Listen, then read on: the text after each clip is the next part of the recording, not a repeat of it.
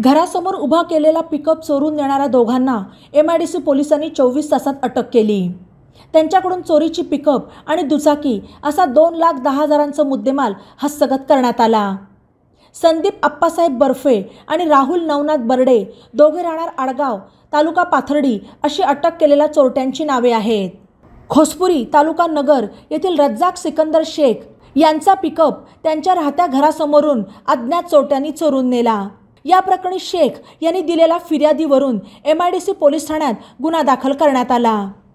सदर गुन्ह्याचा तपास MIDC पोलीस करत असताना त्यांनी घटनास्थळ आणि परिसरातील CCTV फुटेज आणि गोपनीय माहिती काढली असता संबंधित पिकअप जोड मोहज तालुका पाथर्डी येथे असल्याचे समोर आले।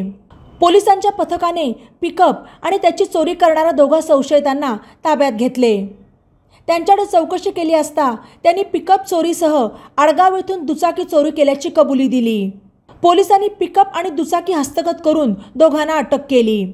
सहाय्यक पोलीस निरीक्षक माणिक चौधरी यांच्या मार्गदर्शनाखाली पोलीस अंमलदार नंदकिशोर सांगळे, राजू सुद्रिक, किशोर जाधव, सुनील आव्हाड, विष्णू भागवत, भगवान वंजारी, केदार यांच्या पथकाने ही कारवाई केली।